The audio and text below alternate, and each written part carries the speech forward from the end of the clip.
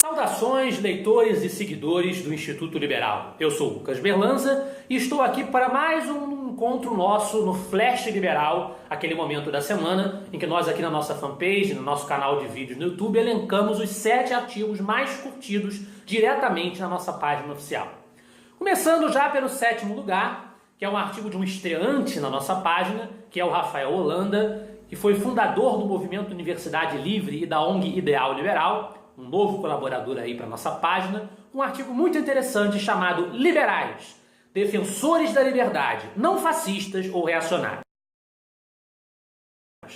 É um artigo em que ele argumenta que quando nós tecemos comentários sobre uma questão de caráter ideológico, político, social, nós devemos atentar sempre para uma articulação entre a esfera teórica, aquilo que se racionaliza sobre aquela teoria, sobre aquela questão, a esfera da aplicação prática e histórica, coisa que, por exemplo, os marxistas fracassaram terrivelmente, por mais que tentem justificar com sem número de elucubrações sobre deturpações da sua teoria na prática, mas se a coisa não funciona, então os argumentos puramente teóricos não se sustentam. E articulando essas duas esferas, a esfera da linguagem, você articular tudo isso com as palavras corretas, entendendo-se com os termos. Ele usa isso para atacar aquele argumento, que não é um argumento na realidade, é uma acusação baixa, bizarra, nós poderíamos dizer, que muitos detratores do pensamento liberal, e o Rafael inclui também o conservadorismo de linha britânica, burkeano, que na verdade absorve a tradição Whig, né, absorve a tradição lockeana, em um certo sentido, ele traz, ele bombardeia essa acusação a essas correntes políticas de serem fascistas ou reacionárias, e aí ele usa uma ideia do livro do João Pereira Coutinho, As Ideias Conservadoras, em que ele defende que o reacionário, na acepção que ele usa lá, e nessa acepção que mereceria ser considerada um insulto, é alguém que tenta instalar no presente um modelo perfeito de passado, né? E seria uma espécie de polo oposto do revolucionário. Então, tanto o liberal clássico quanto o conservador britânico estariam longe desses polos, tanto do reacionário quanto do revolucionário. Em matéria de fascismo, não é preciso nem dizer o quanto estão afastados, porque o fascismo é exatamente uma exaltação ideológica ao Estado presente em todas as esferas da vida. E o liberalismo é francamente oposto a esse tipo de perspectiva. Em 6º lugar, resposta a um leitor, ou por que o capitalismo liberal é o melhor modelo, do nosso diretor João Luiz Mauad. Nesse artigo, o Mauad desenvolve, em resposta a um leitor que perguntou sobre como ele poderia afastar a sua filha de qualquer tipo de influência ideológica nefasta da esquerda, dessa doutrinação tão presente na esfera cultural e educacional no nosso país.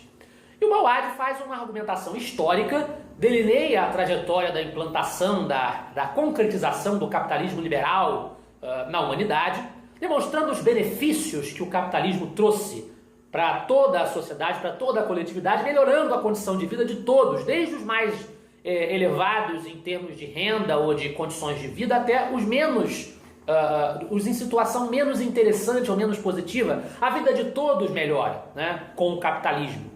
Muito mais do que com uma busca irracional por uma igualdade absoluta, que seria mergulhar todos na mais absoluta miséria. Em 5º lugar, por que odeiam tanto a meritocracia no Brasil? Do Jefferson Viana. Nessa mesma linha de defender o capitalismo, o Jefferson discute essa ideia da esquerda de que você deve buscar a inclusão e a justiça social, que eles manipulam para contrapor-se à ideia do mérito, à ideia da eficiência, à ideia da produtividade, à ideia da busca pelos próprios objetivos, que deve ser incentivada para que o país tenha produção, tenha de fato geração de riquezas. Então, a defesa da meritocracia, da busca da consagração pelo mérito, pelo esforço, pelo trabalho para ganhar uma remuneração, é essa defesa que o Jefferson tece no nosso 5º lugar de hoje. Em 4º lugar, um artigo de minha autoria, Cristóvão Buarque e o Escola Sem Partido. Ignorância ou cinismo? Esse é um artigo em que eu comento as declarações do senador Cristóvão Buarque do PDT, segundo as quais ele é contra o projeto do Escola Sem Partido, que combate a doutrinação ideológica nas nossas escolas. O senador que falou tanto na sua carreira política em educação, que praticamente é obcecado por esse slogan, educação, educação, educação.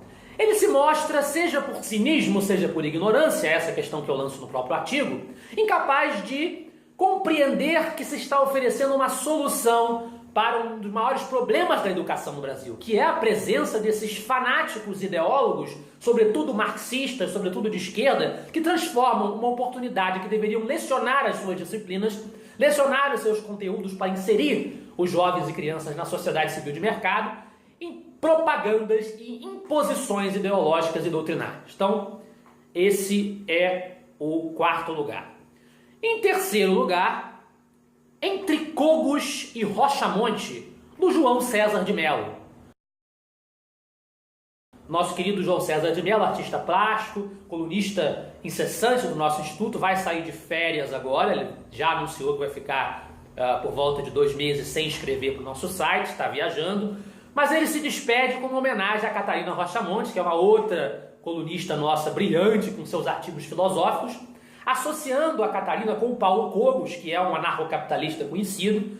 Ele faz uma análise tentando ponderar ali complementaridades que ele teoricamente enxerga entre os dois autores, numa tentativa de incentivar os novos escritores, colunistas, articulistas e defensores bandeirantes da liberdade no Brasil que vem surgindo. É uma iniciativa muito positiva que merece os nossos parabéns, do nosso querido João César de Mello, de cujos artigos nós sentiremos falta, mas sabemos que ele voltará aí a escrever para o nosso instituto em breve. Em segundo lugar, a situação do ensino superior brasileiro e o silêncio da UNE, do Bruno Casuhiro.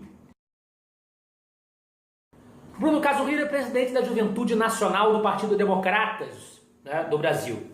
E nesse artigo, basicamente, ele denuncia a inércia da UNE diante da situação da nossa educação, como é que a UNE se converteu em um antro ideológico das esquerdas, mancomunando-se com o governo petista a todo instante e não pleiteando de fato as bandeiras que, no seu entender, a educação brasileira necessitaria ver atendidas. É realmente uma denúncia procedente para todo estudante que conhece a realidade da UNE e de todos os diretórios acadêmicos e tipos de militância estudantil que existem. É bem verdade que já existem posições apartidárias em alguns DCEs, isso é uma iniciativa que nós devemos incentivar, mas a realidade geral não é essa. E, em primeiro lugar, Flávio Morgenstern com De Volta ao Estado Total. É um artigo em que o Flávio discute a questão da violência, sobretudo no Rio de Janeiro. Ele fala daquela capa do Extra que gerou discussão, porque trata com coitadismo os esfaqueadores do médico Jaime Gold. Todo mundo deve estar sabendo dessa história, que foi notícia em tudo quanto é jornal.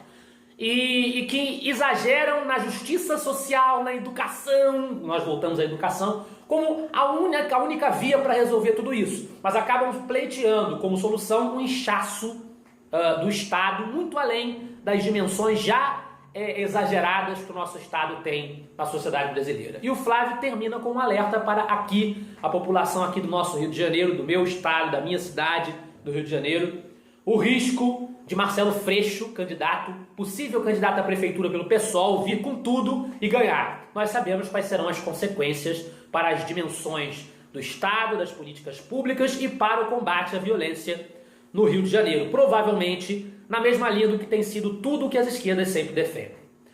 Esse foi o nosso Flash Liberal de hoje. Eu espero que vocês tenham gostado. Estaremos aqui de volta na semana que vem. Se você quiser ler os artigos, os links estão, se você assiste ao vídeo no Facebook, aqui em cima. Se você assiste direto no YouTube, aqui embaixo. Até semana que vem, quando nós estaremos aqui de novo, porque você é a parte mais importante da sociedade.